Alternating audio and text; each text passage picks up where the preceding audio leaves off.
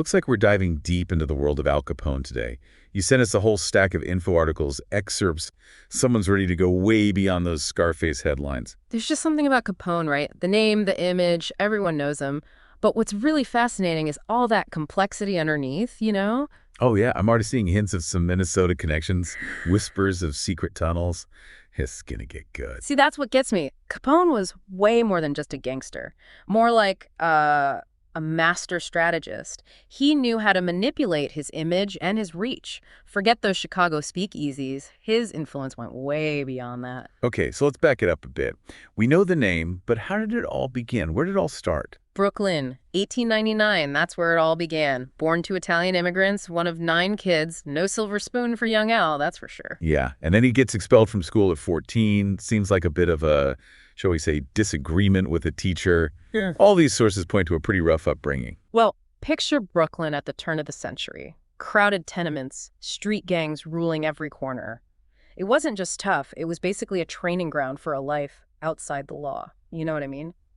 Speaking of outside the law, his early days with those gangs, the South Brooklyn Rippers, the 40 Thieves Juniors, definitely fits that description. Oh, absolutely. Those early experiences in Brooklyn's underworld were like, formative, Yeah. I'd say. It's where he learned the rules of the street, the power of intimidation, and that, well, there was money to be made and things that weren't exactly legal. And we can't forget the scar. The infamous scar earned while he was working as a bouncer. That's where Scarface was born, right? You know, it's funny how a nickname from a pretty ordinary event gets so tied up with someone's image. It just fed that whole hardened gangster persona. It definitely adds to the mystique. Yeah. So, how does a kid from those tough Brooklyn streets transform into the notorious Al Capone? What was the turning point? Meeting Johnny Torrio, he was like a mentor to Capone, a seasoned mob boss who saw something in this young guy and brought him to Chicago in 1919. Hold on, 1919. That's right when Prohibition started, right? Talk about perfect timing. Prohibition wasn't just about banning alcohol, though. It basically created this massive underground market. Supplying booze, it was suddenly a gold mine, even if it was dangerous. And Capone, under Torrio's wing, he was right there, ready to take advantage. Exactly. They made their mark in Chicago's bootlegging scene pretty quickly. But what's really amazing is how Capone went from just another player to, well, the top dog. Yeah, he didn't just inherit power, he built an empire.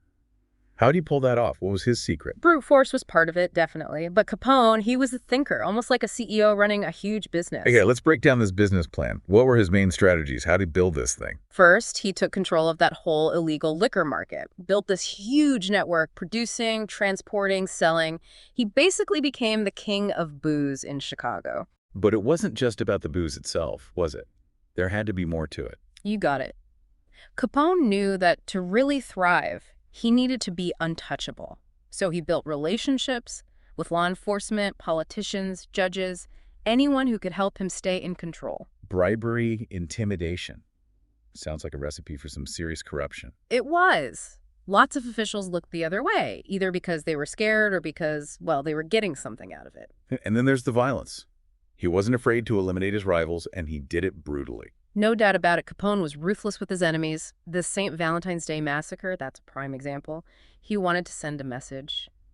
Mess with him and you're done. But he wasn't all brute force. He also understood public image, how people saw him. He was great at managing his image, I'll give him that. Funding charities, opening soup kitchens during the Depression, all while running this massive criminal operation. He wanted to seem like a man of the people, someone good, even with all that violence. It's wild, isn't it? So how did that all fit into his overall plan? What was the point of it all? It let him build this complicated public persona.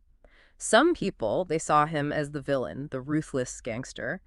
But others, they saw him as a success story, someone who made it, even if it was through illegal stuff. So he's running the booze, manipulating the authorities, crafting his public image. It's like a multi-level strategy for building an empire on the wrong side of the law. And don't forget about his partnerships. He made alliances with some heavy hitters in the crime world, guys like Lucky Luciano in New York. That meant his reach went way beyond Chicago. So we've gone from street tough to a criminal mastermind running a network across multiple states. But I'm still curious about those Minnesota connections you mentioned earlier. Ah, yeah. That's where things get really interesting. Because Capone, he wasn't content with just Chicago. His ambitions, his whole operation, it stretched way beyond the city limits. I gotta say, Minnesota, it's not exactly the first place that comes to mind when I think gangster hideout. Think about it geographically, though. The North Shore, right up against Canada, that was a smuggler's dream during Prohibition. So he's using those secluded cabins, those secret tunnels we keep hearing about, to move booze across the border. Strategically, it was a smart move. Remote location, easy access to Canada, and far away from those Chicago cops. Okay, but what about Bemidji specifically? All those stories about Capone, hanging out there, fishing on the lake. What's the deal with that?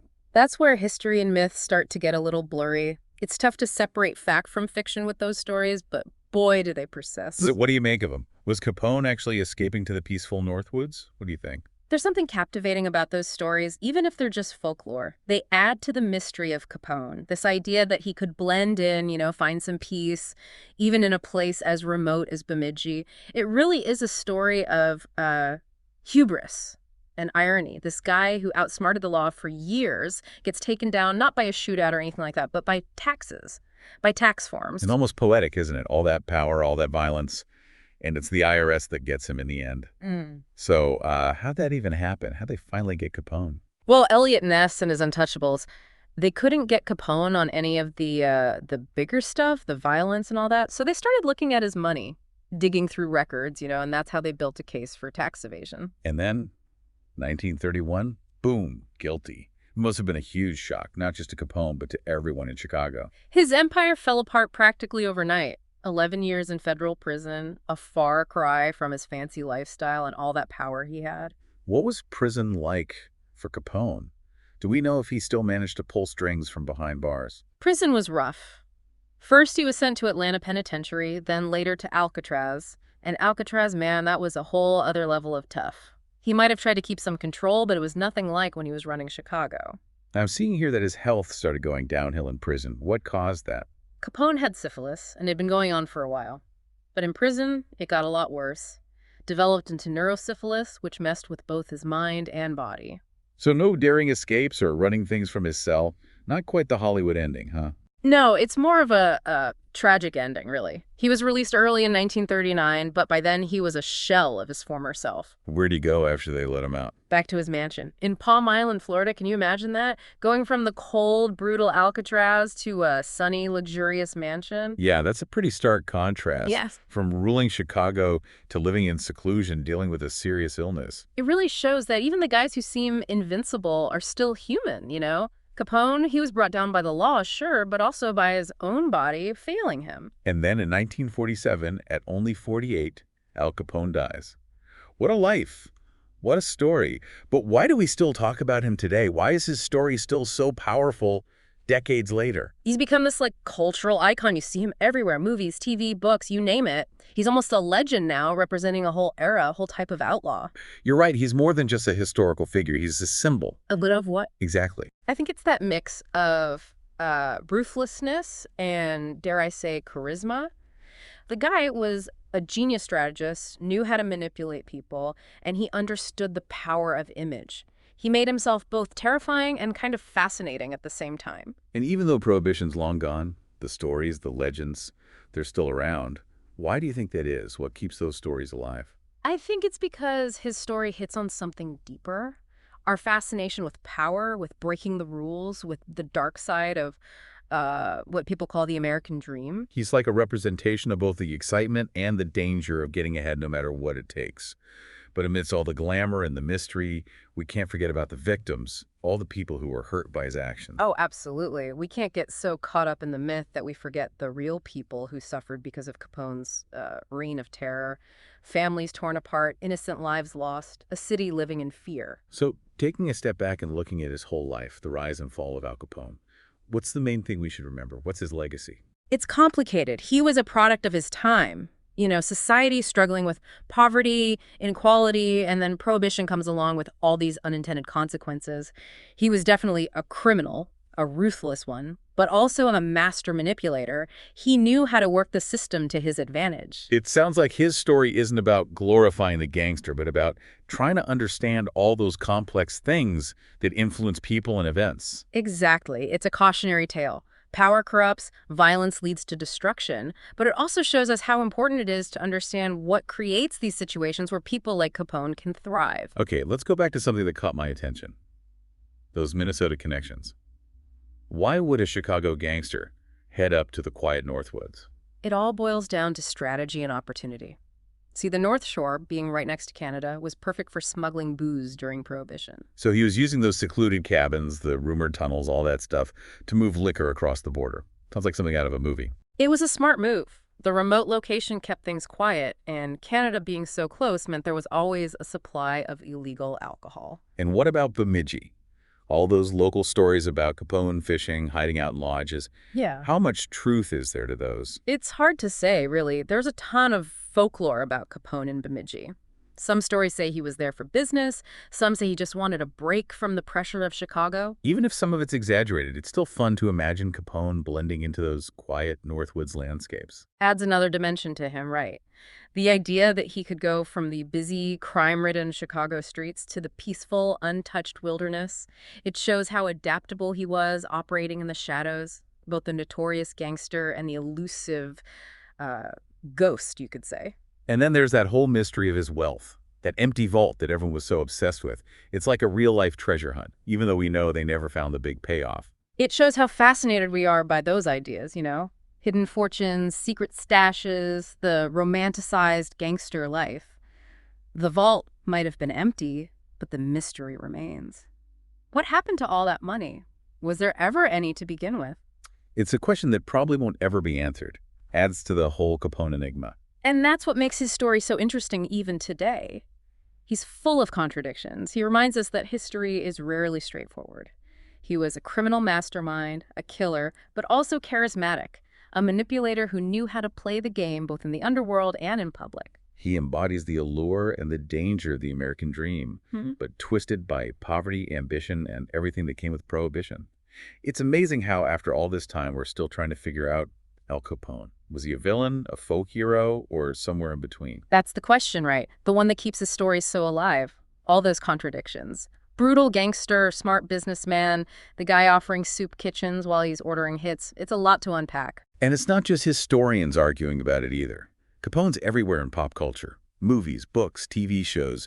You can't escape his image, that whole myth. We love those outlaw figures, don't we? Especially when there's that hint of glamour, that success.